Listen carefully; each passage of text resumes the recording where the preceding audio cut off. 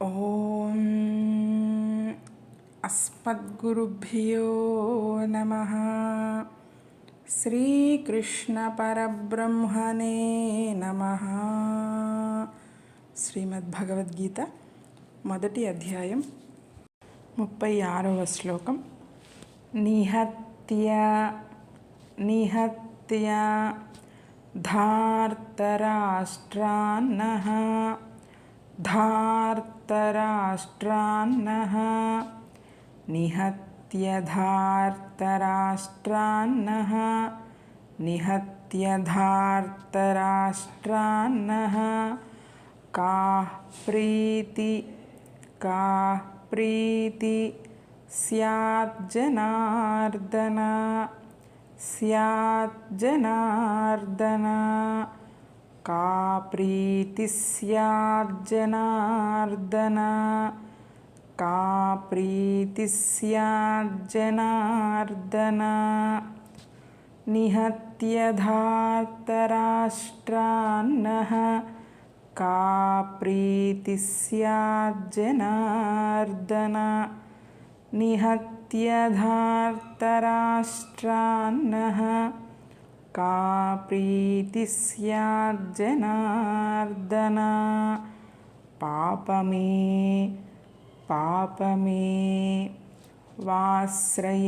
వాశ్రయేదస్మాన్ పాపమేవాశ్రయేదస్మాన్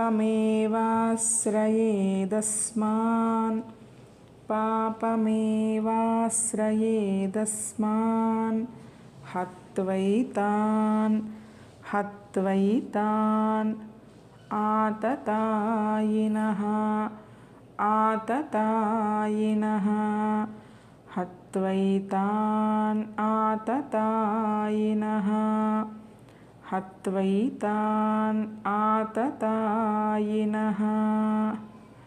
పాపమేవాశ్రయేదస్మాన్ హత్వైతాన్ ఆతతాయినః పాపమేవాశ్రయేదస్మాన్ హత్వైతాన్ ఆతతాయినః నిహత్య ధార్తరాష్ట్రాన్నః కా ప్రీతి స్యాత్ జనార్దన పాపమేవాశ్రయేదస్మాన్ హత్వైతాన్ ఆతతాయినః నిహత్య ధార్తరాష్ట్రాన్నః కా ప్రీతి స్యాత్ జనార్దన పాపమేవాశ్రయేదస్మాన్ హత్వైతాన్ ఆతతాయినః. 37వ శ్లోకం. తస్మాన్నార్హ వయం హంతుం తస్మాన్నార్హ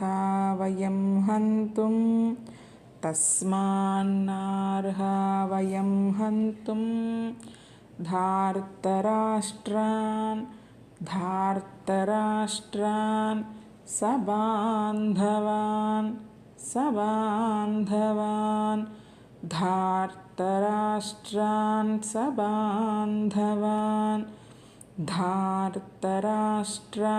సబాంధవాన్ తస్మాన్నార్హ వయం హంతుం ధార్తరాష్ట్రాన్ సబాంధవాన్ తస్మాన్నార్హ వయం హంతుం ధార్తరాష్ట్రాన్ సబాంధవాన్ స్వజనం హి కథం హత్వా స్వజనం హి కథం హత్వా సుఖిన శ్యామ మాధవ సుఖిన శ్యామ మాధవ స్వజనం హి కథం హత్వా सुखिनः स्याम माधव स्वजनं हि कथं हत्वा सुखिनः स्याम माधव तस्मान्नार्हा वयं हन्तुं धार्तराष्ट्रान् सबान्धवान् स्वजनं हि कथं हत्वा सुखिनः स्याम माधव तस्मान्नार्हा वयं हन्तुं धार्तराष्ट्रान् सबान्धवान् स्वजनं हि कथं हत्वा सुखिनः स्याम माधव 38వ శ్లోకం యద్యప్యేతేన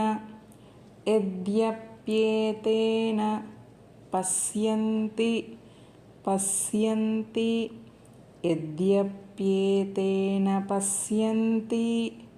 యద్యప్యేతేన పశ్యంతి లోభోపహత చేతసః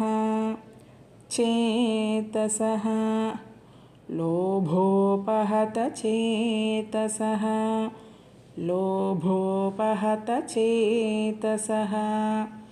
యద్యప్యేతేన పశ్యంతి లోభోపహత చేతసః యద్యప్యేతేన పశ్యంతి లోభోపహత చేతసః కులక్షయ కృతం దోషం కులక్షయ కృతం దోషం మిత్రద్రోహే చ పాతకం మిత్రద్రోహే చ పాతకం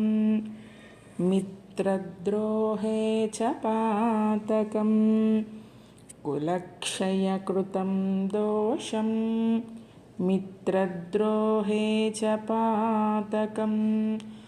కులక్షయ కృతం దోషం మిత్రద్రోహే చ పాతకం యద్యప్యేతేన పశ్యంతి లోభోపహత చేతసః కులక్షయ కృతం దోషం మిత్రద్రోహే చ పాతకం యద్యప్యేతేన పశ్యంతి లోభోపహత చేతసః కులక్షయ కృతం దోషం మిత్రద్రోహే చ పాతకం 39వ శ్లోకం కథం న జ్ఞేయ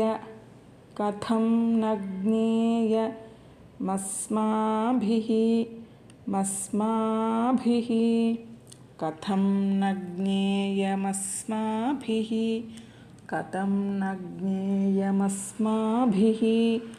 పాపాదస్మాత్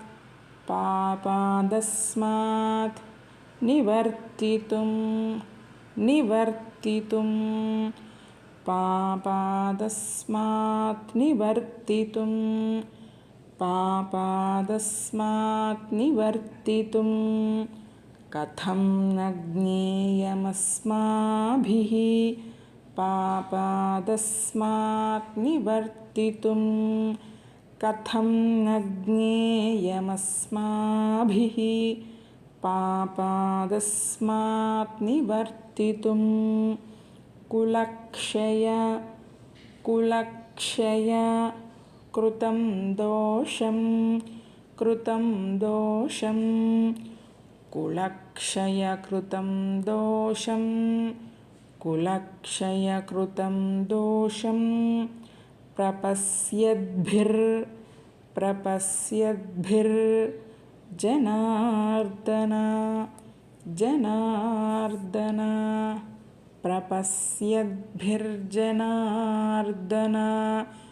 ప్రపశ్యద్భిర్జనార్దన कुलक्षयकृतं दोषं प्रपश्यद्भिर्जनार्दन कुलक्षयकृतं दोषं प्रपश्यद्भिर्जनार्दन कथं न ज्ञेयमस्माभिः पापादस्मात् निवर्तितुं कुलक्षयकृतं दोषं प्रपश्यद्भिर्जनार्दन कथं न ज्ञेयमस्माभिः पापादस्मात् निवर्तितुं कुलक्षयकृतं दोषं प्रपश्यद्भिर्जनार्दन 40వ శ్లోకం कुलक्षये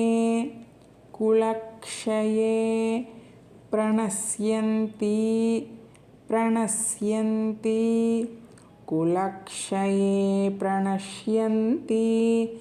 कुलक्षये प्रणश्यन्ति कुलधर्मा सनातनाः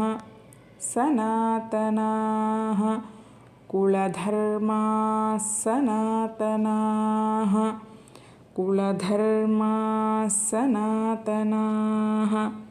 कुलक्षये प्रणश्यन्ति कुलधर्मा सनातनाः कुलक्षये प्रणश्यन्ति कुलधर्मा सनातनाः कुलक्षये प्रणश्यन्ति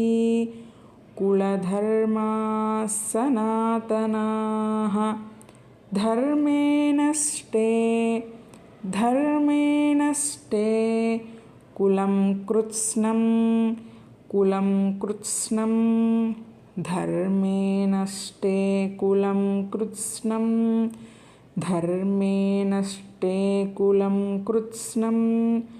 अधर्मोऽभि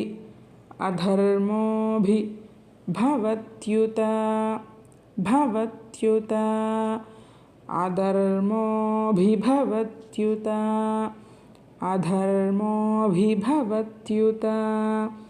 धर्मे नष्टे कुलं कृत्स्नं अधर्मोऽभि भवत्युत धर्मे नष्टे कुलं कृत्स्नं अधर्मोऽभि भवत्युत कुलक्षये प्रणश्यन्ति कुलधर्मा सनातनाः धर्मे नष्टे कुलं कृत्स्नं अधर्मोऽभि भवत्युत कुलक्षये प्रणश्यन्ति कुलधर्मा सनातनाः धर्मे नष्टे कुलं कृत्स्नं अधर्मोऽभि भवत्युत निहत्य धार्तराष्ट्रान्नः काः प्रीतिः स्याज्जनार्दन पापमेवाश्रयेदस्मान् हत्वैतान् आततायिनः तस्मान्नार्हा वयं हन्तुं धार्तराष्ट्रान् सबान्धवान् स्वजनं हि कथं हत्वा सुखिनः स्याम माधव यद्यप्येतेन पश्यन्ति लोभोपहतचेतसः कुलक्षयकृतं दोषं मित्रद्रोहे च पातकं कथं न ज्ञेयमस्माभिः पापादस्मात् निवर्तितुं कुलक्षये कृतं दोषं प्रपश्यद्भिर्जनार्दन कुलक्षये प्रणश्यन्ति कुलधर्मा सनातनाः धर्मे नष्टे कुलं कृत्स्नम् अधर्मोऽभिभवत्युत श्रीकृष्णपरब्रह्मणे